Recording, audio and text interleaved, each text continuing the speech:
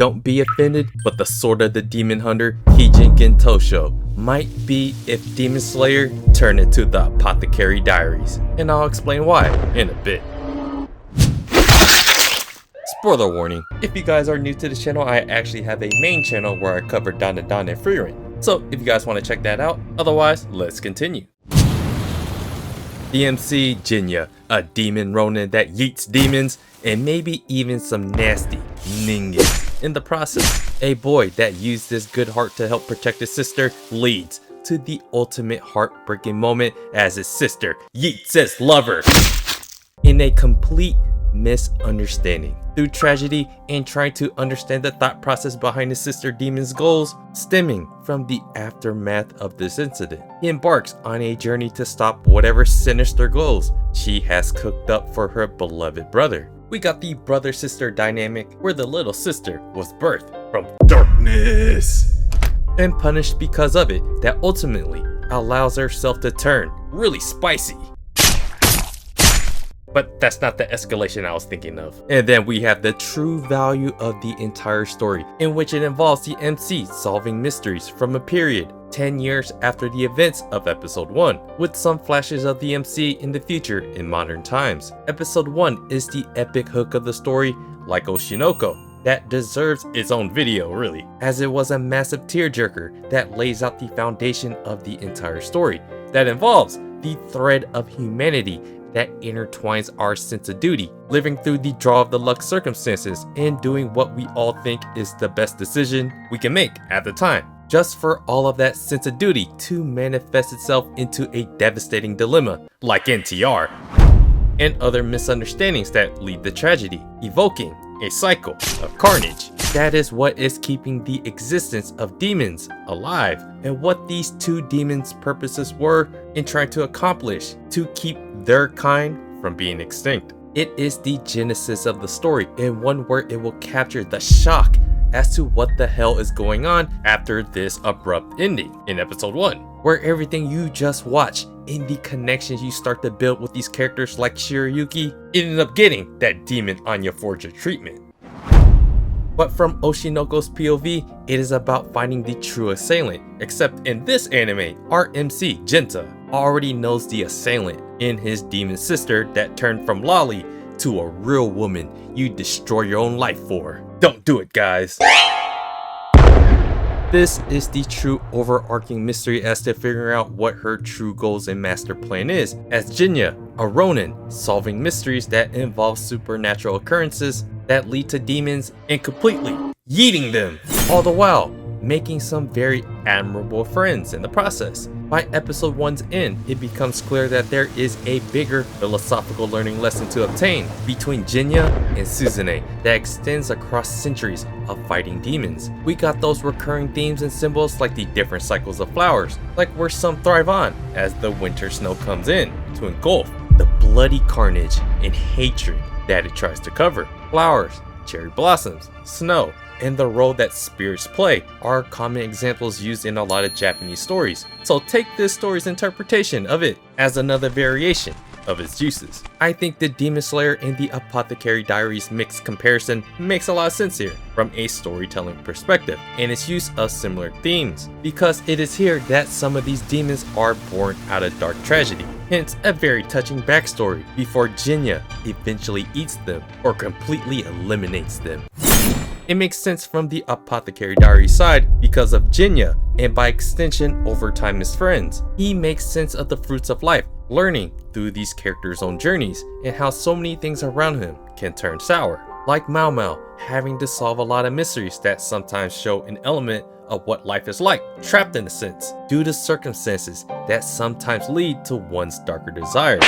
Apothecary Diaries exploits characters' sense of feeling trapped in the social dynamics at work because of it, like at the Rear Palace, all the way up to the dynamics surrounding running an empire, like in Jinshi's case. So Sword of the Demon Hunter focuses on similar dynamics, exploiting the feelings of regret and implications of one's mistake, given one's circumstances, but from more of an every citizen's perspective during the Edo period, in the Temple era around the 1840s, all the way up to roughly 170 years later in the modern era, the Heisei period, This is the span of Jinya's journey of figuring out life in sort of the Demon Hunter that will hopefully culminate in him having to face his sister.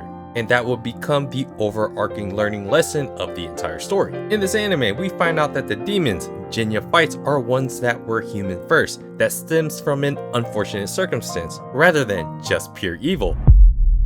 It's the reality of realizing that life is more than just black and white, as everything is way more complicated than we would like it to be. Through all these mysterious supernatural events during his time as a Ronin, and his time in the future during modern times, because Jinya is now a demon, still tracking down his sister.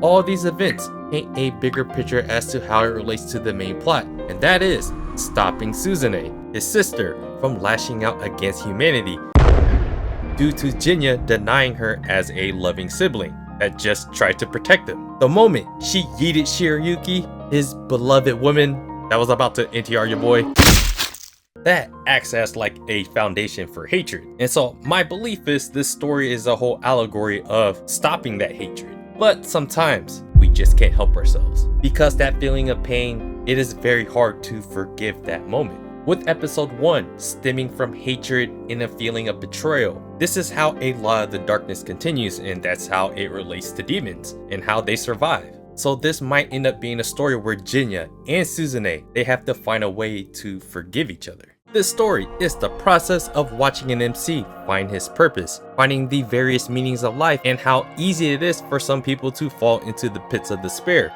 due to things out of their control. It's this despair and hatred that Suzune wants Jinya to understand and feel where she is coming from, which will ultimately lead to the season's finale of its biggest twist of irony. It is from episode 2 through 12 where we see Jinya build back up a relationship with his real father, Juzo. He ends up finding out that some demons aren't so bad, and then establishing a plethora of great side characters that just from appearance doesn't seem appealing unless tied to their various backstories that connect in a surprisingly amazing way. Like the characters of the soba shop, Somegoro Akitsu III, his stepsister, Natsu, her father's worker, Zenji, the samurai Miura, and the cheek spreader, Yotaka. It is the episodes like the one that explored Jinya's adoptive father, seeing him in a different light, that is the heart and soul, along with the dark circumstances that lead to devastating endings. That is the true fulfillment of the Sword of the Demon Hunter. In the process of each episode, we get more heartwarming moments and satisfying closure from the various recurring side characters we've come to be acquainted with. Slowly throughout each quest and new side character introduced, it weaves in slowly but surely our main plot here with Suzune, who finally makes an appearance in episode 12. Although our MC may fight some demons, I wouldn't say this anime is shonen at all, and it has like an average animation style. However, that is not the point of this story in this anime. It is the mysteries and the supernatural occurrences that gift us these wonderful character insights from ordinary people that eventually tie themselves to the MC through friendly means. Just as season 1 starts off cutthroat, it ends just as much. Tragedy is the result of an unfortunate dilemma that leads the human heart into unthinkable carnage. It is here we learn the backstory that finishes off what episode 2 started with Jinya facing his father and demon mother. In episode 12 and 13, we find out that Suzune was responsible for using Shiryuki's dead body to make the Yuki no Nagori Saki for mass production to turn people into demons.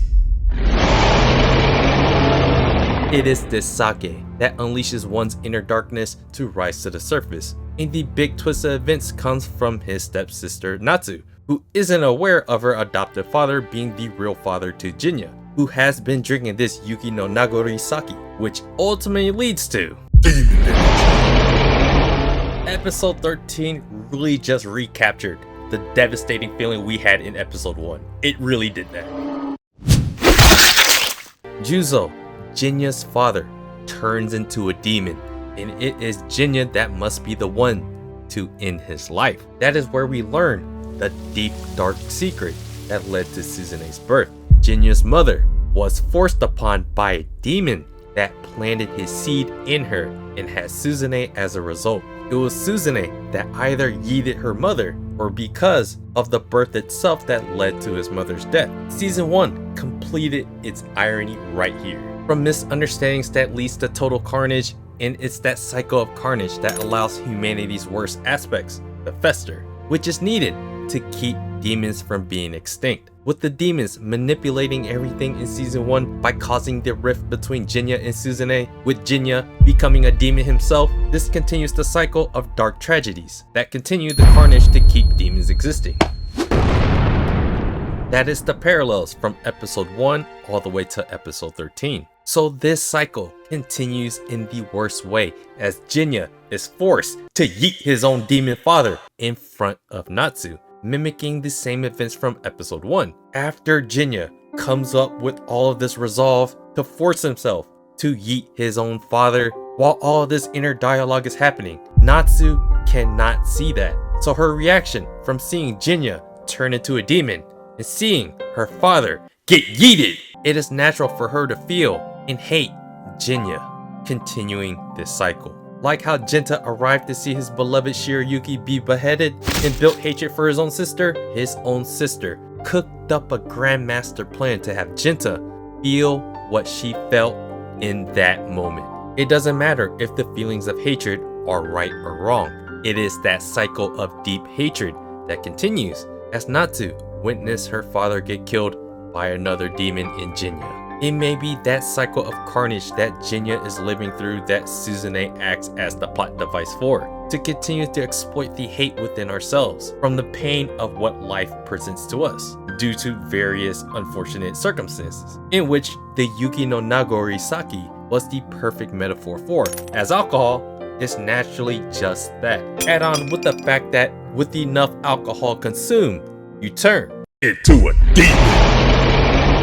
So yeah guys, let me know what you guys think about season 1 of Sword of the Demon Hunter. I think episode 13 was a great reflection of episode 1. I was wondering how this story would end for this arc, but it ended poetically in an ironic way. And that is, I think, the heart and soul of this anime, and this is why to me it is a good anime. So yeah, let me know in the comments below what you guys think about this anime. And let me know if you guys want to see more videos about it as well, especially episode 1 of this season. And do me a favor guys, hit the like button if you want Jinya and Suzune to be freed from their hatred. And subscribe to the channel if you guys haven't already. Check out my blog at otakusen.com, and I appreciate you guys watching, and I'll see you guys on the next video.